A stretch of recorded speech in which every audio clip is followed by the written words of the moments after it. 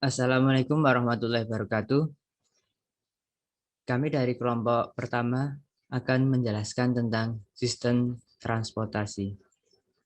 Kami terdiri dari pertama, Alif Agif Rianto, kedua, Bagas Ilham Nurzaman, ketiga, Heni Faidatul Naini, keempat, Indah Liani Uswatun Hasanah, kelima, Muhammad Revansyah Maryudi, keenam, Muhammad Nabil Zain, ketujuh, Naufal Lutfian Hernowo, ke-8 Ratu Melan, ke-9 saya sendiri Trijoko Sioputro. Pertama saya akan menjelaskan tentang pengertian sistem transportasi. Sistem adalah sekelompok bagian-bagian yang bekerja bersama-sama untuk melakukan suatu maksud. Sistem adalah satu kesatuan dari berbagai elemen atau bagian-bagian yang mempunyai hubungan fungsional dan berinteraksi secara dinamis untuk mencapai hasil yang diharapkan. Transportasi adalah angkutan atau pengangkut. Jadi sistem transportasi adalah sekelompok bagian-bagian yang bekerja bersama-sama untuk melakukan pengangkutan yang efektif, efisien sehingga tercapai angkutan yang aman, cepat, nyaman, dan ekonomis. Selanjutnya perencanaan sistem. Langkah-langkah dasar dalam proses desain, formulasi, tujuan, dan sasaran. Menetapkan tujuan, perencanaan, identifikasi permasalahan, menentukan persoalan dan batas. Pengumpulan data, yaitu melaksanakan survei. Metode analisis. Analisis data mengembangkan kuantitatif yang sesuai untuk mengerti sistem. Formulasi alternatif, prinsip dan standar desain. Evaluasi, menentukan rencana yang sesuai, metode evaluasi. Implementasi, merekomendasikan tindakan yang paling cocok. Perencanaan dan program.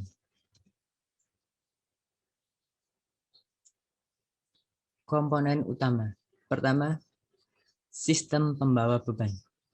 Sistem pembawa beban dibagi menjadi 7 subsistem. Yang pertama, sistem peti pembawa beban. Sistem peti pembawa beban berarti tentang kendaraannya atau alat angkut untuk membawa objek dari satu titik ke titik lainnya seperti truk, kereta api, pesawat. B. Sistem penunjang. Sistem penunjang berarti tentang sistem rangka dari kendaraan seperti rangka pesawat, sayap, termasuk roda pendarat. Sebuah pesawat tentu memerlukan rangka, sayap, dan roda pendarat agar dapat dioperasikan. Contoh lain adalah tubuh kapal. Sebuah kapal jika tidak mempunyai tubuh kapal sebagai penunjangnya tentu tidak dapat beroperasi. C. Sistem tenaga penggerak. Tenaga penggerak adalah tenaga atau energi yang dipergunakan untuk menarik, mendorong, atau menggerakkan alat angkut. Seperti tenaga manusia, binatang, tenaga uap, batu bara, BBM, tenaga diesel, tenaga listrik, tenaga atom, dan tenaga nuklir. Sedangkan tenaga penggerak dalam sistem pembawa beban berarti tentang alat penggerak kendaraan dan wadah dari bahan bakar seperti tangki BBM, mesin, dan mesin baling-baling. Selanjutnya akan dijelaskan oleh teman saya. Perkenalkan, nama saya Muhammad Nabil Zain. D. Sistem pengatur dan pengarah lintasan.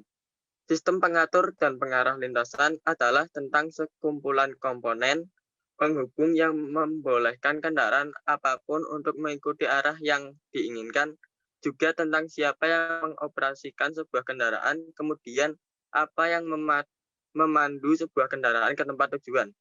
Contohnya pengemudi, sistem setir, pilot, navigasi. Pendukung awak.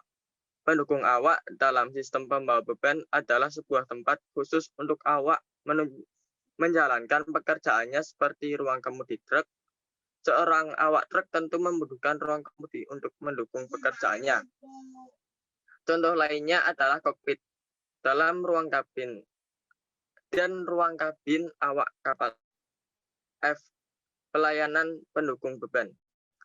Pelayan pendukung beban di sini berarti sebuah layanan yang dapat membuat sebuah transportasi atau kendaraan lebih nyaman. Contoh layanan pendukung beban dalam sistem pembawa beban adalah makanan dan pelayanan pada kereta api. G. Sistem bongkar muat. Sistem bongkar muat berarti suatu proses memuat dan membongkar dengan cara memindahkan muatan dari darat ke kendaraan atau dari kendaraan ke darat yang dibawa atau diangkut ke tempat tujuan. Dalam sistem pembawa beban, contoh sistem bongkar muat adalah lift, pintu truk, dan ram pesawat.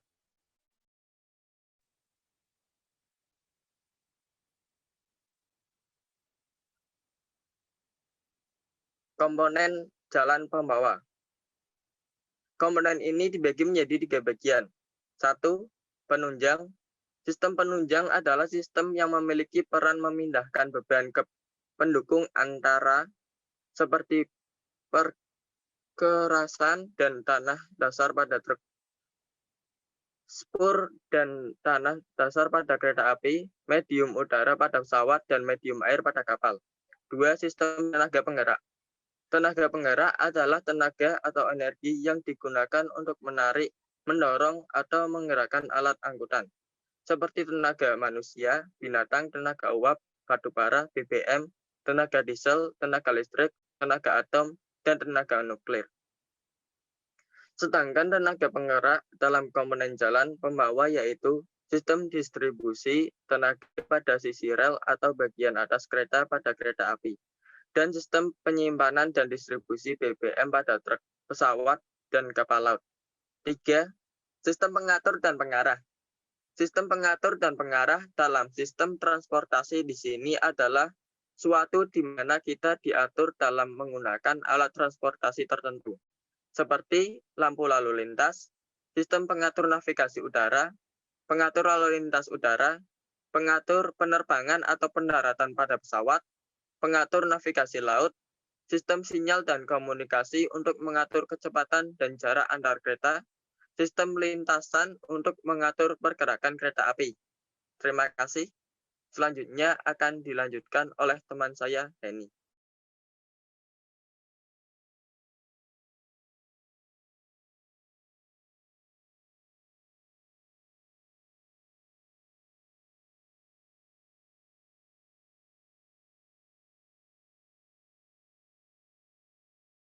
Pertama, yaitu sistem pengatur dan pengarah.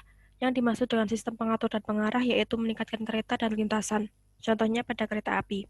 Yang kedua, sistem bongkar muat. Bongkar muat adalah salah satu kegiatan yang dilakukan dalam proses forwarding atau pengiriman barang. Yang dimaksud dengan kegiatan muat adalah proses memindahkan barang dari gudang, menaikkan lalu menumpuknya di atas kapal. Sedangkan kegiatan bongkar adalah proses menurunkan barang dari kapal lalu menyusunnya di dalam gudang di pelabuhan atau stockpile atau container yard. 3. Sistem pelayanan kendaraan. Sistem ini meliputi pemeriksaan BBM, kebersihan, dan pelayanan. Sistem ini berpengaruh besar terhadap nilai yang diberikan penumpang terhadap pelayanan yang diberikan. Yang keempat, yaitu sistem penyimpanan. Sistem ini merupakan sistem yang mengatur penyimpanan barang baik jangka panjang maupun pendek. Yang kelima, sistem pendukung muatan. Sistem ini meliputi dokumentasi, pelayanan, dan ruang tunggu penumpang. Tujuan dari sistem ini yaitu untuk menambah daya tarik pada klien agar selalu menggunakan transportasi tersebut dalam hal yang sama. Komponen utama yang ketiga yaitu sistem pemeliharaan dan manajemen. Sistem pemeliharaan dibagi menjadi 3 subsistem. Yang pertama, sistem pemeliharaan kendaraan. Sistem pemeliharaan kendaraan berarti kegiatan merawat atau menyetel, memperbaiki, mengencangkan, mengganti part-part pada kendaraan yang mengalami penurunan kinerja yang dilakukan dalam interval waktu tertentu secara berkala. Yang kedua, sistem pemeliharaan pengarah lintasan. Sistem pemeliharaan pengarah lintasan berarti kegiatan pemeliharaannya berkaitan dengan fasilitas pengarah lintasan di dalam sistem transportasi, seperti contohnya perbaikan traffic light, marka jalan, dan zebra cross. Yang ketiga yaitu sistem pemeliharaan fasilitas transfer. Sistem pemeliharaan fasilitas transfer adalah kegiatan perawatan maupun perbaikan suatu tempat transfer manusia ke kendaraan yang akan dinaikinya. Contohnya perbaikan prosedur pelayanan di suatu stasiun, bandara, dan pelabuhan. Terima kasih. Untuk materi yang selanjutnya akan dijelaskan oleh teman saya. Perkenalkan, nama saya Alif Akti Krianto dengan NPM 20 10 50 30 80. Di sini saya akan menjelaskan materi tentang sistem manajemen di sistem transportasi. Pada dasarnya, sistem manajemen dibagi menjadi 8 subsistem. Yang pertama, pelayanan pendukung muatan. Manajemen pelayanan pendukung muatan berarti suatu kegiatan yang bertugas dalam melayani proses bongkar muat barang. Contohnya suatu perpindahan barang muatan dari kapal ke pelabuhan yang dilakukan oleh petugas di pelabuhan. Yang kedua, sistem transportasi. Manajemen sistem transportasi adalah suatu konsep perencanaan dan kebijakan transportasi yang bertujuan untuk menambah efisiensi dan optimasi sistem dan jaringan transportasi yang ada. Contohnya adalah penjadwalan keberangkatan kendaraan ke tempat tujuan. Yang ketiga, sistem pemasaran. Manajemen sistem pemasaran adalah rangkaian proses analisis, perencanaan, pelaksanaan, serta pengawasan dan pengendalian suatu kegiatan pemasaran di mana tujuannya adalah untuk dapat mencapai target perusahaan secara efektif dan efisien. Contohnya adalah iklan penyedia layanan pembelian tiket pesawat dari aplikasi. Next. Yang keempat, sistem pengatur dan komunikasi. Manajemen sistem pengatur dan komunikasi adalah sebuah proses untuk mengatur dan mengelola komunikasi antar penumpang di dalam sebuah proses transportasi. Contohnya adalah pemberitahuan tentang penundaan jadwal keberangkatan melalui pengeras suara di stasiun. Yang kelima, sistem personil. Manajemen sistem personil adalah sebuah rencana atau proses dalam mengadakan personil pembantu jalannya sistem transportasi seperti contohnya pengadaan tenaga kerja di sebuah perusahaan angkatan. Yang keenam, sistem keuangan. Manajemen sistem keuangan adalah perencanaan dan pengelolaan tentang biaya pengeluaran dan pendapatan dalam sebuah perjalanan, pelayanan, perawatan sistem transportasi. Yang ketujuh, sistem analisis dan perencanaan. Manajemen sistem analisis dan perencanaan adalah proses mendefinisikan tujuan sistem transportasi, membuat strategi untuk mencapai tujuan itu, dan mengembangkan rencana aktivitas kerja sebuah sistem transportasi. Yang kedelapan, struktur organisasi. Manajemen struktur organisasi adalah suatu pengelolaan yang menggambarkan rantai perintah, hubungan pekerjaan, tanggung jawab, rentang kendali, dan pimpinan organisasi berfungsi sebagai kerangka kerja dan tugas pekerjaan yang dibagi, dikelompokkan, dan dikoordinasi secara formal. Itulah yang dapat saya sampaikan. Untuk selanjutnya dilanjutkan oleh teman saya. Assalamualaikum warahmatullahi wabarakatuh. Perkenalkan, nama saya Ratnu Mailan. Di sini saya akan mempresentasikan tentang komponen sederhana. Secara lebih sederhana, komponen transportasi dapat dibedakan menjadi 4 kelompok utama, yaitu 1. Prasarana transportasi, yaitu tempat pergerakan alat transportasi seperti jalan raya dan jembatan. 2. Sarana transportasi, yaitu alat transportasi seperti kendaraan dan peti kemas. 3. Manusia yang diangkut. 4. Pengaturan dan pengendalian, yaitu sistem yang mengatur dan mengendalikan ketiga komponen yang di atas. Sistem transportasi dapat pula dilihat dan dipelajari dalam 4 kelompok besar, yaitu 1. Sejarah perkembangan dan fungsi transportasi. 2. Teknologi transportasi. 3. Faktor-faktor operasi. 4. Perencanaan, penggunaan, dan perkembangan transportasi. Ruang lingkup dasar-dasar rekayasa transportasi. Pengertian rekayasa. Penerapan kaidah-kaidah ilmu dalam pelaksanaan, seperti perancangan, pembuatan konstruksi, serta pengoperasian kerangka, peralatan, dan sistem yang ekonomis dan efisien. Rekayasa. Sistem transportasi. Sebuah cabang rekayasa yang berkenaan dengan perencanaan, desain, dan operasi dari sistem transportasi yang bervariasi dan komponennya untuk mencapai pergerakan yang aman, nyaman, dan ekonomis dari orang dan barang. Dasar-dasar rekayasa transportasi merupakan gabungan dari banyak disiplin ilmu, di mana setiap disiplin ilmu memiliki karakteristik dan pendekatan yang berlainan, walaupun keseluruhannya tergabung menjadi satu dengan pemakaian metode ilmiah dan aturan dasar tertentu. Perlu dipahami tentang dasar-dasar ilmu yang mendukungnya seperti hubungan volume kecepatan, kerapatan, hubungan manfaat dan biaya, sejarah perkembangan teknologi, dan hal-hal mendasar lainnya. Baiklah, sekian presentasi dari saya. Selanjutnya akan dilanjutkan oleh teman saya yang bernama Indah. Terima kasih.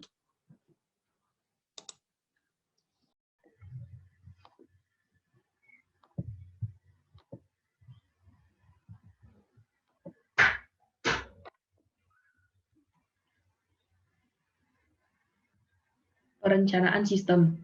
Langkah-langkah dasar dalam proses desain yaitu 1. Formulasi tujuan dan sasaran. Menetapkan tujuan perencanaan identifikasi, permasalahan, menentukan persoalan dan batasan. Yang kedua, pengumpulan data. Melaksanakan survei. Yang ketiga, metode analisis. Analisis data mengembangkan kuantitatif yang sesuai untuk mengerti sistem. Yang keempat, formulasi alternatif. Prinsip dan standar desain. Yang kelima, evaluasi. Menentukan rencana yang sesuai metode evaluasi. Dan yang terakhir, implementasi. Merekomendasikan tindakan yang paling cocok, perencanaan dan program. Angkutan umum. Angkutan adalah pemindahan orang dan atau barang dari suatu tempat ke tempat yang lain dengan menggunakan kendaraan. Sementara kendaraan umum adalah setiap kendaraan bermotor yang disediakan untuk digunakan oleh umum dengan dipungut bayaran oleh Munawar tahun 2007.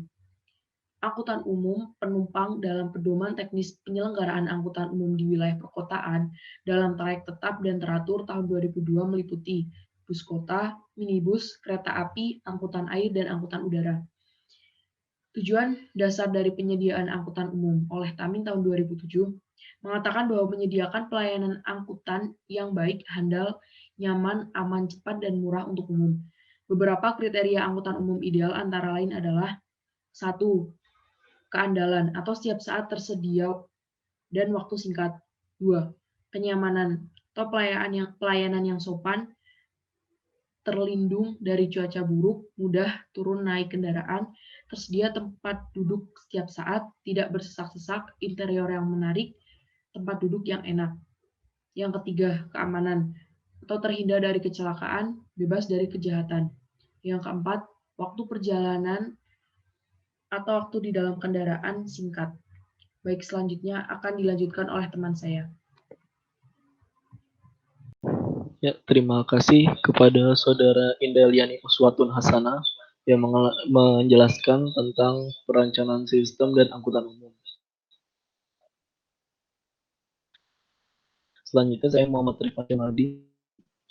Saya akan menjelaskan tahap-tahap dalam analisis sistem transportasi umum di Kota Magelang.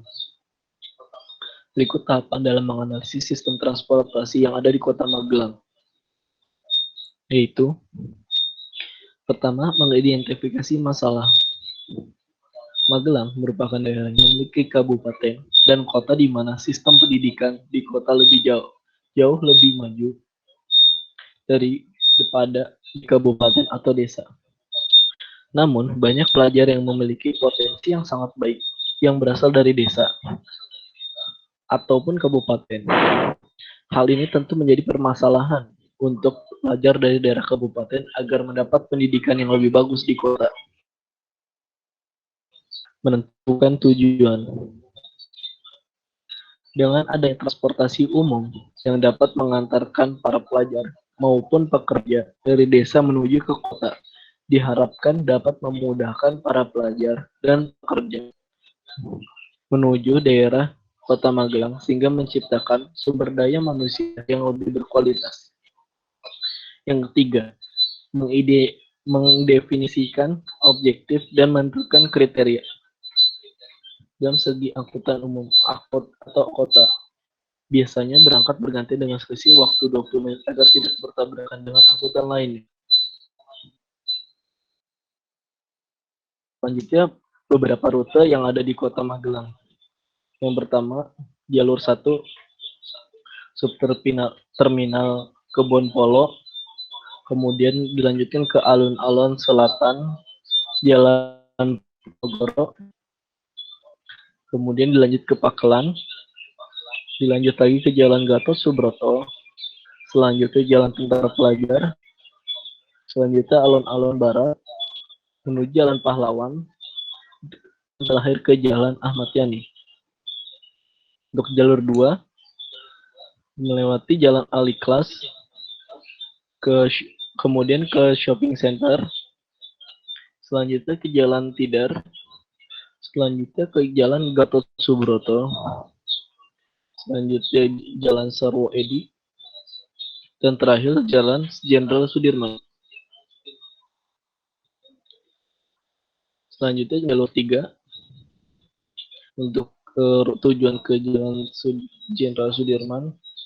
Yang pertama Jalan Ikhlas, kemudian kemudian shopping center, kemudian Jalan Tidar, kemudian Jalan Tentara Pelajar, kemudian alun-alun barat, selanjutnya ke Jalan Pahlawan, selanjutnya Jalan Perintis Kemerdekaan, selanjutnya ke Jalan Pahlawan, selanjutnya Jalan Perintis Kemerdekaan, selanjutnya ke Perum Korpri, selanjutnya Jalan Rambutan, selanjutnya Jalan Ahmad Yani, selanjutnya Jalan Majapahit, selanjutnya Jalan Sriwijaya, selanjutnya Jalan Singosari, selanjutnya Jalan Beringin, selanjutnya Jalan Beringin 4, dan yang terakhir Jalan Jenderal Sudirman. Jalan shopping center, kemudian Jalan Tidar, kemudian Jalan Tentara Pelajar, kemudian ke Jalan Alun-Alun, kemudian Jalan Pahlawan, kemudian Jalan Ahmad Yani, kemudian subterminal Kebon Polo, kemudian Jalan Pahit, kemudian Jalan Sriwijaya, kemudian Jalan Beringin, kemudian Jalan Beringin 4. Untuk ke jalur ke-11,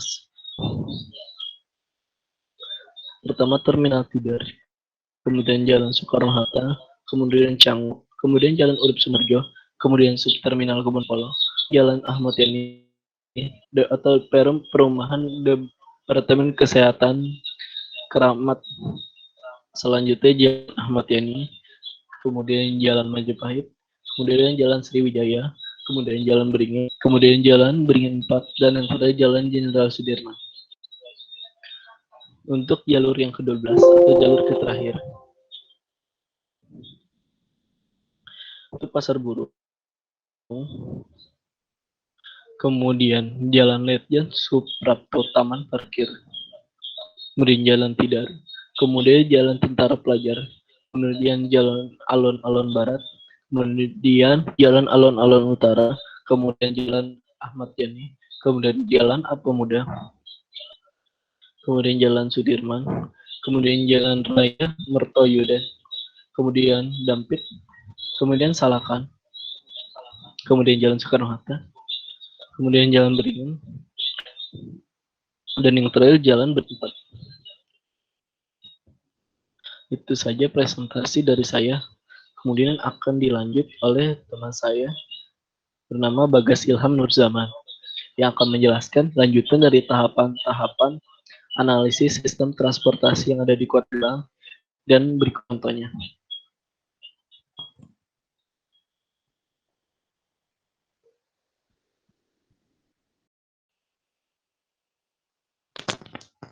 Selanjutnya, untuk jalur 4, bisa melalui Terminal Tidar, Jalan Soekarno-Hatta, Canguk, Jalan Urip Sumoharjo, Subterminal Kebon Pola, kemudian Jalan Pemuda, kemudian Jalan Jenderal Sudirman.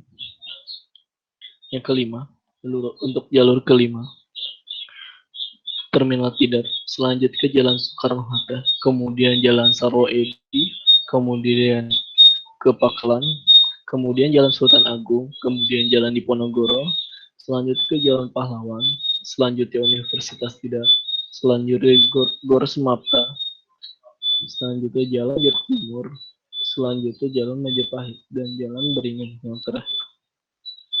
Untuk jalur 6, yang pertama Terminal Tidar, selanjutnya Jalan Soekarno-Hatta, selanjutnya Jalan Jenderal Sudirman, selanjutnya Jalan Ikhlas, selanjutnya Shopping Center, selanjutnya Jalan Tidar, selanjutnya Jalan Tentara Pelajar, selanjutnya Alun-Alun Barat, selanjutnya Jalan Pahlawan, selanjutnya Jalan Ahmad Yani, selanjutnya Jalan Pemuda, dan selanjutnya Jalan Sriwijaya, dan yang terakhir Jalan Singosari.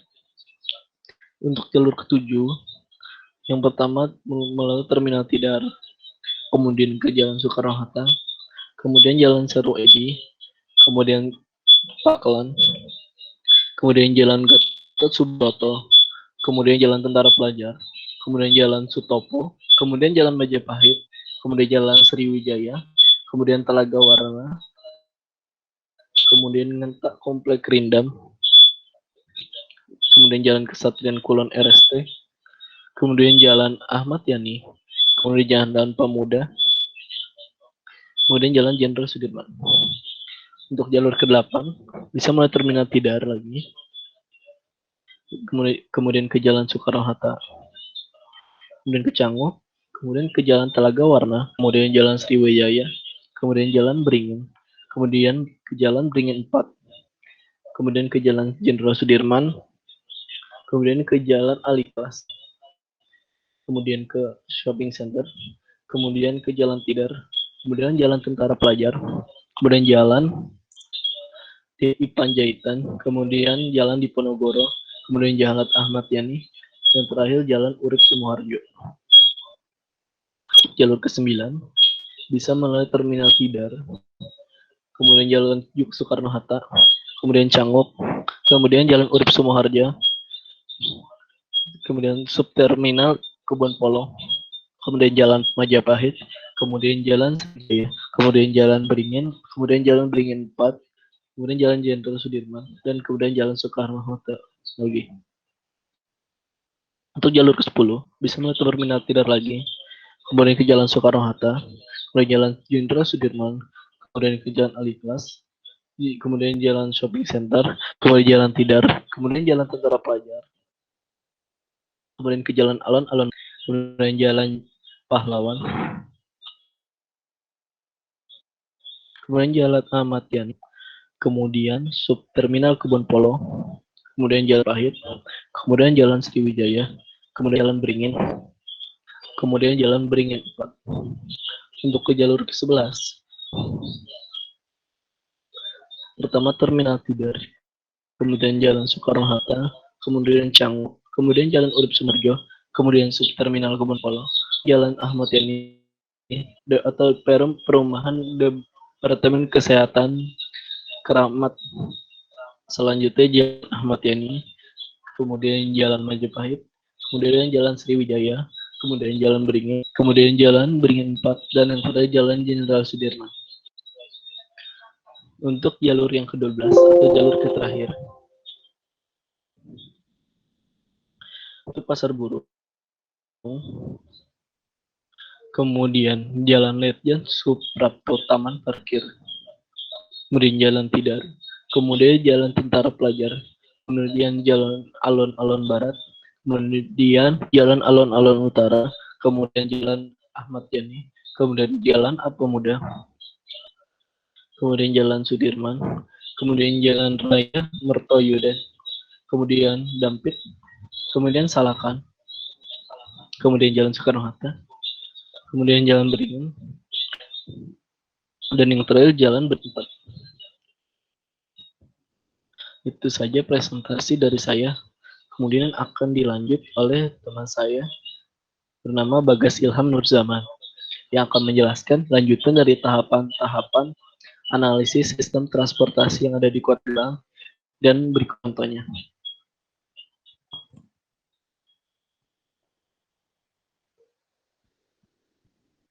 Menentukan alternatif aksi, ada beberapa jalur yang tidak dilalui oleh angkutan umum di Kota Magelang. Namun, di Kota Magelang terdapat banyak sekali ojek yang bersedia di depan perbatasan antar desa dan ojek online yang bisa kita panggil kapan saja menggunakan aplikasi di gawai kita. Sehingga permasalahan transportasi di Kota Magelang bisa dikatakan sudah memenuhi kriteria baik dalam bidang transportasi maupun sistem transportasi. Contoh, misalnya saya dari Universitas Tidar ingin pulang ke rumah saya yang berada di Tegalrejo, Kabupaten Magelang. Maka saya akan berjalan terlebih dahulu dari gerbang Universitas Tidar ke atas menuju Tuguran, kemudian menaiki jalur 8, melewati Menowo, Jalan Ahmad Yani, Kebon Polo, Jalan Urip Sumoharjo, kemudian Jangu. Di Jangu, saya akan turun tepat di depan pos ojek, lalu melanjutkan perjalanan pulang menggunakan jasa transportasi ojek. Contoh kedua, Pian, rumahnya Gintung, Kabupaten Magelang, ingin menuju Stadion Subroto, maka ia menggunakan angkutan umum jalur 10 hingga pom bensin Menowo, kemudian menaiki angkutan umum jalur 5 hingga Sanden. Di Sanden ia turun, kemudian harus berjalan kaki sekitar 50 meter karena tidak ada angkutan lain yang melewati persis di depan Stadion Subroto. Assalamualaikum warahmatullahi wabarakatuh. Nama saya Naufal Junirnowo.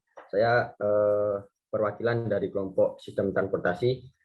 Kali ini saya akan menjelaskan tentang pendekatan sistem transportasi dan beberapa elemen dasar sistem transportasi. Yang pertama yaitu pendekatan sistem atau system approach adalah suatu cara yang sistemik dan menyeluruh untuk memecahkan masalah yang melibatkan suatu sistem. Ini adalah satu filosofi pemecahan masalah yang khusus digunakan untuk memecahkan permasalahan yang kompleks. Itu menurut Christie dan Muhammadi. Kemudian tentang karakteristik sistem transportasi. Bentuk fisik dari kebanyakan sistem transportasi tersusun atas 4 elemen. Nah, elemen-elemen ini yang sangat berpengaruh tentang bagaimana berjalannya suatu transportasi agar sistem itu berjalan baik. Pertama yaitu sarana perhubungan atau link. Link di sini jalan atau jalur yang hubungan dua titik atau lebih, pipa, jalur ban berjalan, jalur laut, dan jalur penerbangan juga dapat dikategorikan sebagai sarana perhubungan. Tapi dengan contoh sistem transportasi yang ada di Kota Magelang, kita menggunakan sarana perhubungan ini yaitu jalan raya, yaitu jalan oleh angkutan umum untuk mengoperasikan transportasi itu. Yang kedua yaitu kendaraan, alat yang memindahkan manusia dan barang dari satu titik ke titik lainnya di sepanjang sarana perhubungan. Contohnya yaitu mobil, bis, kapal, pesawat terbang, ban berjalan, dan kabel.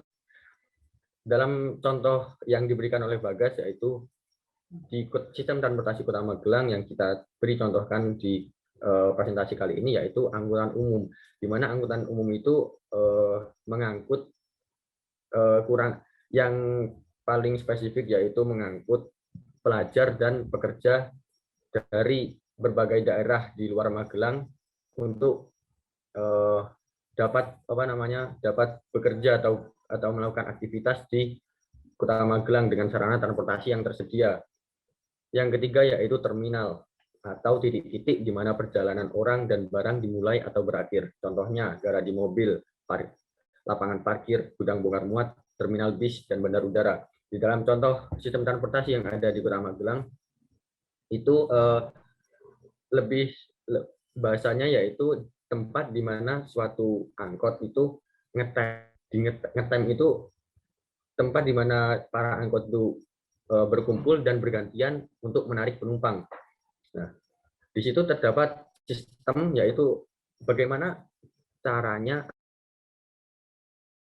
mendapat giliran tanpa desel-deselan gitu. setiap angkot satu jalan lagi, angkot lainnya berjalan seperti itu. Kemudian yang keempat yaitu manajemen dan tenaga kerja, yaitu orang-orang yang membuat, mengoperasikan, mengatur, dan memelihara sarana perhubungan, kendaraan, dan terminal.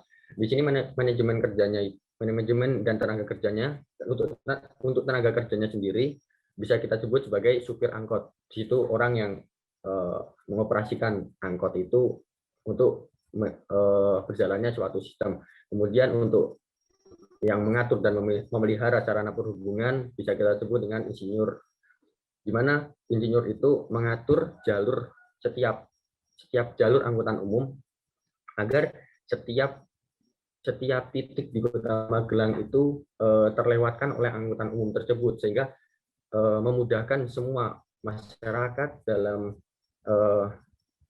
bekerja di tempat manapun dan terfasilitasi dengan angkutan umum tersebut.